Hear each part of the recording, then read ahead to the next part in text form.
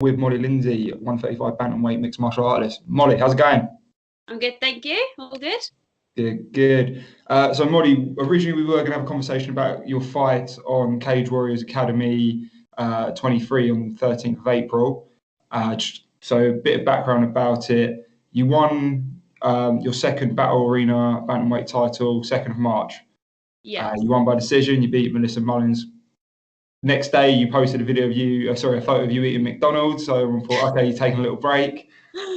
And then a couple of days later, you say, okay, I'm fighting in a month's time for the Cage Warriors amateur bantamweight title. You're a fucking lunatic, Molly. So we actually had that fight booked before the Battle Arena fight. Right. So, but like, do you know what? Like, let's just get the momentum going. Like, keep it rolling. I had like 2 days to kind of eat what I want and just chill with family. And then it was back to it. Well, there you go. So obviously, you look like you're gonna go for your third title in just a month's time. Then you put a post out, and I'll let you take it from there. Yeah. So I kind of didn't feel very well on fight day for the 2nd of March anyway. And then after the fight, I was sick a couple of times. I didn't feel too great. I mean, you've had a fight, so you feel like you've been hit by a bus anyway. And then as like sort of me feeling unwell wore off, I had a bit of whiplash and that was treated. That kind of wore off. And this headache was still really prominent. So, I went to the hospital and it was concussion. So I'm now not allowed to fight. So yeah, not the best result, but it's the way we've kind of put it is like you can fight with broken limbs, broken toes, broken fingers, but they can all be fixed and your brain can't. So it's a sensible decision, really. And that's it. You're 21 years old. Yeah. So there's no major rush. I get you want to build that momentum. You want to go forward, and you want to then take the Cage Warriors Academy title as well. So what's the kind of synopsis from the doctors? What's going to happen now? How long are you out for? Well, it's not, the concussion isn't too severe. Like, I haven't been passing out or anything, and I haven't been sick since. So it's kind of it is recovering. But obviously, it's then dangerous if I was then to go and spar or go and fight, and that's when it could kind of go quite wrong. So they've just advised absolutely nothing to raise my blood pressure for another week or so, and then see how I feel. Maybe do some light stuff, but still no contact, so no hitting pads, just shadow boxing stuff, that sort of thing. But with concussion, I think if you listen to your body, you can tell when you're overdoing it or not. Like, sort of a few days after the fight, when I was walking, every time my feet would touch the ground, like it was like thunder in my head. It was that bad. But if I sat down and like my bum hit the chair, it was like, oh my God, the pain in my head. So I think as long as you listen to your body, you can't really overdo it. Yeah. But I'm going to kind of take it slow and make sure my head is good and take the recovery seriously, because I'd like a long career. So if you kind of are a bit too laid back with these things and jump back to it too quick, then I think that's when problems arise later on in your career. So yeah, and that's it. I think the main one I can always remember is TJ Grant. He was so close to fighting Benson Henderson for the lightweight title, pulled out of concussion, never fought again. He openly admitted he just didn't listen to his body at a younger age. He got concussions. He kept rolling with it. So fair play to you. It's tough. It must be a tough call. Are you still going to go to the event? Yeah, I think I am actually, just because it's in Colchester, it's quite local to us. It's like our local show, we'd say. So I'm probably still going to go down and enjoy some of the fights. It's quite a good card. But yeah, like you said about kind of as much as I wanted to keep the ball rolling in terms of fights and keep busy, I also think it's quite a common thing to burn yourself out in amateur. Yeah. So you kind of see a lot of amateurs, like they have their first fight and then within 3 years they've had like 15 fights or something. Like they're fighting very, very often. Every couple of months they're fighting. Got an injury, tape it up. And as much as it's easy to kind of be one of those people, I think they then get to pro and their body's burnt out. They've not really had a rest. They've kind of gone a bit mad with the fighting and how often they're fighting. So I'm also quite aware of that. As much as I wanted to be really busy this year and I was kind of hoping for like 4 fights, we're playing the long game. Like I'm not getting paid for this yet. So if I was, it'd probably be different, and we'd probably have seen how my head was. It's not. It's amateur, and as much as I want the experience, I'm not going to push my body through mental stuff when I've got pro to do yet. So yeah, and that's it. No, I think that's adopted from the boxing standpoint, where as an amateur you're boxing all the time. I remember my first amateur boxing bout, I boxed a guy, and then afterwards I was chatting to him, and he's like, oh, when your next fight? And I was like, oh, I don't know. And I said, what about you? And this was on a Saturday. He was like, oh, I've got a bout set on Tuesday. I was like, this is exactly. And the boxers are the worst for being punch drunk. So. Yeah. I think that's when I knew, okay, maybe I'm just going to go to interview fighters instead of actually doing anything about it. Wise move. There we go. So, was there any word from Cage Warriors Academy? Was there any talk when you told them? How were they? Was it supportive? Yeah, we spoke to Jack Mason, and he was really cool about it. Well, he's a fighter, isn't he? He's been through it, so. Yeah, one of his guys that used to train with us, Charlie Falco, he trained with us originally and then moved over to there when he moved up to Colchester. And Jack said he thinks Charlie's suffering from the same sort of thing, probably had a bit of a knock and isn't quite feeling himself. And like the symptoms of concussion is really weird. Like there's so many odd symptoms, so it's hard to kind of pinpoint it. But yeah, he was quite understanding. He was stressing that my health is first and I'll always get another shot at the belt. And I worry about coming across unprofessional. Like putting out the fight was like, yeah, it's hard. It's hard kind of on my own ego, I think. But he was quite understanding about it. So that was nice because I was definitely stressing about that. I can imagine, like I say, you don't want to be pulling out of a title fight, especially on a very decent looking card. Yeah. What's been this last few days like? I know you have a blog as well where you're going to talk about this stuff. I read the motivation is bullshit post. Yeah. Talk to us about your blog. It's just something I started recently. Like I've always enjoyed writing and sharing my own opinions, and I could talk for England. So there's just a few things I've mentioned before at the gym, and people are like, "Oh, I thought I was the only one that felt that way," or like this is unspoke about topics such as the motivation thing. It's all well and good putting loads of really cool posts on your Instagram, but did you actually go training that night, or is that an old training photo? Yeah. Or you look like you're having a world of fun at training. Like fight camp is hell. It's not fun and it's not cool. You don't, if I've got my third session, I've come back from my second session of the day, I'm having a nap and I'm waking up and I'm dreading that third. I don't want to go training at all. So I kind of want to keep it quite black and white. And there's a few topics I want to talk about and cover really, such as like post-flight depression. That's not a very spoke about thing. And I'm going to put that post up next week, I think. No one really talks about it, but I think a lot of fighters go for it, win or lose. Like you have all this build up and all this momentum and all this energy towards one night, and then it's all of a sudden gone really quickly. It's all over, and then you wake up the next day and you're like, "What now?" So, the blog's kind of just to share my opinions, my thoughts, and my journey, and cover some of those topics that I think we should be talking about, really. But yeah, motivation is bullshit. So go and read it. I will. I'll make sure to put the link on any post about this. Yeah, I think that is true. I think even if you win a fight, it's not even necessarily just fighters. You see it with maybe a performer, a comedian, anything like that. They have these massive shows, they have this massive high, and then it's quite annoying for people to be on a depression slope after a massive high like that, because where do you go from there? Absolutely. I think if there's a lot of pressure on an event or a fight or any sporting event at all, like there's a bipolar nature to it. You're kind of putting your whole life on the line for this one thing. You sacrifice everything, and then once it's done, everyone's like, "Cool, bye." Suddenly the gym isn't all behind you because someone else is fighting, or every one of your friends and family is like, "Oh, your fight's done. Can I see you now?" And it's kind of a bit overwhelming. So, but yeah, that's pretty much what I've been doing with my free time, is just writing up some posts and chilling and stuff. And I've been down to the gym, like to watch the guys train and just take notes. Just I'm in that environment, which is quite nice. But yeah, just focusing on the recovery, which gives me time to write, I guess. Right, good. So at the minute, do you have any opportunity to train like at a normal gym, any sort of aesthetics, or is it really everything off right now? Literally everything off. Like the physio I see as well said, just don't raise your blood pressure at all for another week. It's just not worth it. It's not like I want to recover from concussion in a car crash to get back to driving or get back to being at a computer screen. I want to recover from a potential head trauma to go and fight again. More head trauma. So it's really important just to have the discipline to just stick with it. So I've literally not done anything, and I'm sure I'm going insane and driving. Yeah. But it's if you've got the discipline to get yourself to training when you don't want to, you can have the discipline to tell yourself not to go and just chill.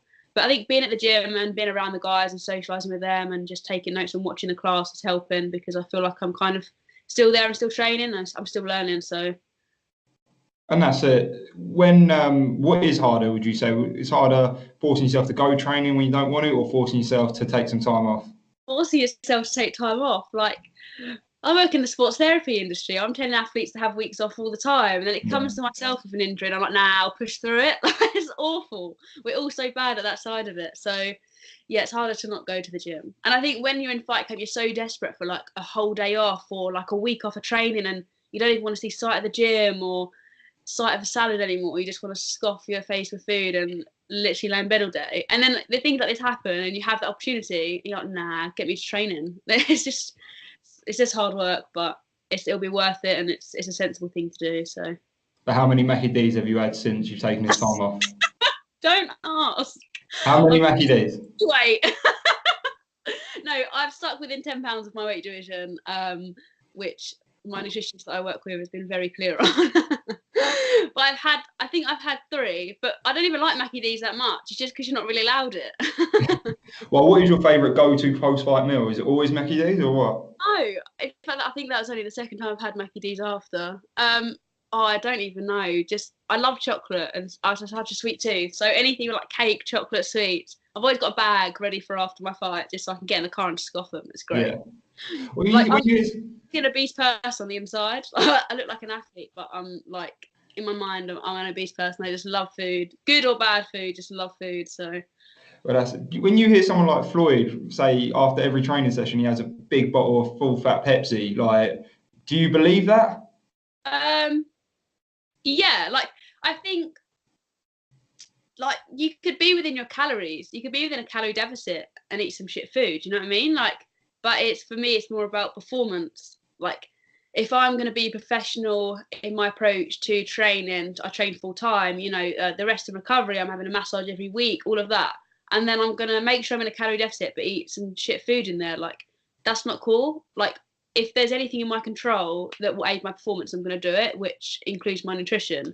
So I'm sure some fighters do eat some crap or do have Pepsi after their training session, or they can get away with it. That's cool. But come fight night, I know that I've been mega strict, and to me everything counts. So yeah, maybe he does, but I don't. Yeah, but that's it. I think it's also like a mental thing. If you know you've sacrificed a lot, like obviously you see a lot of nutritionist guys, or not more like YouTuber guys, are always talking about what they eat, and it's like if it fits your macros. I only realised what IFM stood for. I was calling it IFM. I didn't know what if it fits your macros is for ages. So I've been like talking to guys like IFM, yeah. Used it, we didn't know what it meant. I was just saying IFM all the time. Everyone was putting it on YouTube. I was like, oh, that's sweet. But that's what I mean. They can do that. They can still eat shit, have it within. But for you, you're giving up a lot of time. You're giving up a lot of, face time with your friends, with your family, with your loved ones, everything. Giving up that food as well. It just must give you that mental edge over everything. Yeah, for sure. And like, I don't know if you're. I don't know if you have to make a weight division for like Olympic weightlifting. Like, you've only, not to take it away from them guys, like them guys are beasts, but you've got to lift weight. Like, you've got so many lifts to do, and that's it. Or bodybuilding, like you've not got to perform in the way a fighter has. So you could weigh in and eat a load of shit and still probably lift quite well because you've got that energy. But for us, like, we weigh in and eat a load of shit. Like, can you focus your reaction time? What's your stomach feeling like? All of that sort of thing. And I kind of want to incorporate that into training. Again, if I'm going to have a 2% better of a training session because I eat a clean meal rather than the chocolate that I want, then I'm going to take that 2%. So, and yeah, I saw a post, someone put up a post the other day, and I think it was Joe Rogan that said it. It was like, if you can control what food you eat, you can control everything else in life. Yeah. And I think the food is a hard thing to kind of have a discipline for, especially if you love food. But yeah, like you said, it comes to fight night and you know that you've been strict and you've had the discipline in every single aspect of your life and your training. So I think that's another thing. So you really want to control your food intake. You do. Like, I work in an office, so I'm always like, okay, this is what I'm going to eat, this is what I'm not going to eat. And then all of a sudden there's a birthday or there's something like that. And there's always an opportunity for free food. So I can imagine when you're fighting, in your team, say your team actually had a fight and now they're off the fight, they're going to be enjoying themselves, but you've still got a fight to look forward to. It must be excruciating tough, but I imagine you're all there to push each other at the same time. Yeah, we are all quite supportive of each other. And there's not that many of the guys at my gym that have like a weight cut as such. Some of them have to cut like just like 1 or 2 kilos, and that's about it. So it's probably my weight cut is probably the most extreme out of all of them, which isn't that extreme really. So it's more on me just moaning about the food I can't eat, to be honest. But when it comes down to it, if there's a birthday cake in front of me, I just tell myself like it actually takes more effort to eat that cake than it does just to not pick it up. So just don't do it.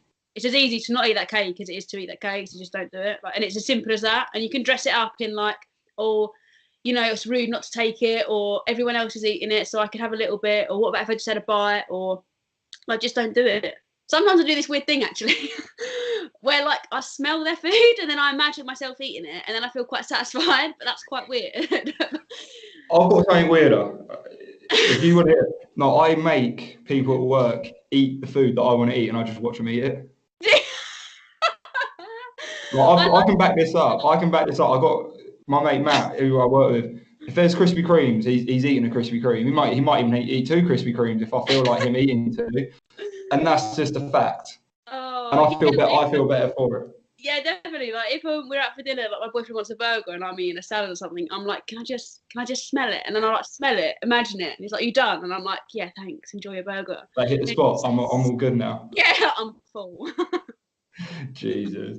There we go. So going back onto the fighting career side of it, is there any talks of when you'd want to potentially go professional? Have you had an idea? Obviously, this is a bit of an obstacle at the minute, but have you said to yourself, in 2020, I want to be a pro, or is it you just playing it fight by fight?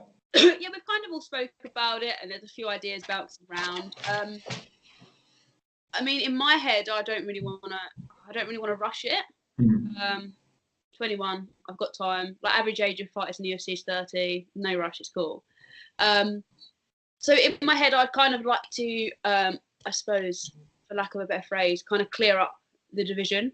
Fight whoever there is decent to fight for this belt, fight for that belt, lose a belt, fight for it again, all of that sort of thing. And then go down a division because that's what I'm going to be doing at pro. I'll be fighting at flyweight. And then maybe clear up that division, fight who there is to fight. Oh, hi. There we go. I don't even know what bit you disappeared at. What was I saying? You literally said, I'm about to clear out the division, and then it froze. Savage. Yeah. It's like you just dropped the mic and just walked off. Maybe I did. No, that's kind of the idea, is like fight who there is to fight at Bantam, fight for whatever belts there are to fight for. Just get the experience in, like fight for 10 belts, lose 1, fight for it again. Like I want to get the experience in. And once there's not really anyone, that sound like a dick, decent to fight in that division, possibly go down a division, because going pro, I'd like to fight at flyweight. Have a few fights there, again, fight anyone that's decent to fight for a few belts there, and then see where we're at. Like it might get to the point where I'm having rematches with people because there's no one else to fight, or you know, it's I can't get matched for fights because my record's quite big or whatever, and then go up. So yeah, we're kind of playing it, I suppose, by year. There's not I don't want to go pro by a certain date. I'd rather get experience in. I think that's a really important thing, because lack of experience, I think, is where fighters crumble when they go to pro. So yeah, that's kind of the plan-ish. It's like a rough template, but I don't know. I might have 5 more fights and decide that I hate fighting. You just don't know. So I'm not putting pressure on it as such. I get very all consumed by the next fight. So that's a great way to be. I think it is. Looking at the old school MMA, there wasn't an amateur game, especially in Europe. Whereas now you've got Cage Warriors Academy, you've got Brad Pickett's ROC, you've got MTK MMA, you've got all these opportunities. So there's no rush, like you say. So right now, are you going to give yourself a time? I know you need to listen to your body. Have you thought about, I'd want to fight maybe, I know you said 4 or 5 times this year. Is it now 1 more time this year? Is it just whenever it happens? Well, I've been asked to defend my Battle Arena belt in September. So hopefully we can get something sorted for that. And then hopefully Cage Warriors Academy South East will put another show on, because the last couple of years they've put one on either October or November. So they put another show, and then hopefully that can be my opportunity to fight for that belt again. There's nothing really booked over the summer, but then there aren't always many shows over the summer because I tend to go on holiday. So yeah, we didn't really want to book something soon, like as in the next couple of months, because if I don't know, we take a bad turn with my head, or it takes a bit longer than we thought. We've not got a rush, and there's no pressure on it really. Like I don't want to have not trained for a good few weeks and then be like, oh, you're fighting in 4 weeks. Like I want to go in feeling good, feeling fit, feeling healthy. So yeah, we're looking at September, but we will see. As soon as I know and it's been matched, I'll definitely put it up and keep everyone updated. Perfect. But it's like so long away. I know what you mean, but it's good to know that you've got an idea, but you're really not going to push yourself. It's good that you actually listen to yourself, and that's going to definitely help you long term. Sort of, I don't want to keep you much longer. Sort of final question, shieldmaiden. I'm sure you've been asked this before. Where does that come from? No one asks me. No one asks.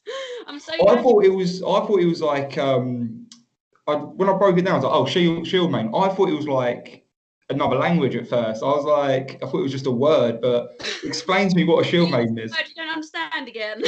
It's Ifum, all right? So shieldmaiden, it kind of comes from like the Viking thing. So it was kind of weird messing about with the guys in the gym, and they were sort of saying, oh, like you when you fight, you're ready to go to war. Like you look like you could die in there, you just don't care. And that kind of what like the Viking female warriors were. If you've seen the series Vikings, then you'll have an idea of that. But yeah, it's kind of just about like your whole heart and soul into that fight. And if I lose, I don't even care because I'm going to fight my heart out. So that's kind of where that come from. And we were just sticking about in the gym, and then we just, I don't know, I think someone wrote it on my water bottle and it just stuck. I thought it sounded cool, so now it's mine. It does, it's one of those ones. It's a bit out there. How many more pit bulls and how many more assassins can we have? So yeah, I know. Someone said, "Oh, like Molly Mauler, Lindsay," and I'm like, "But I've never mauled someone. Like I win on decisions. It doesn't make sense." The Mauler as well. You're just going to be out. Yeah, you could. You look like you could be Gustafson's relative. That could work. No, shieldmaiden is stuck, and I'll take it. So no, I think that's a good one. I think it really is. Look, Molly, I really do appreciate the time. And like you say, you will be there at the event, so I'm sure I will see you there. Yeah, come and say hello. Great. I'll put your blog link in there. So when's the next post going to be up? No idea. I'm not good at timing, so I just wing it. Ifum, that's it. Ifum. There we go. Molly, thank you for the time today. Have yourself a good day, and I'll speak to you really soon. Thank you. Bye. Yeah, bye.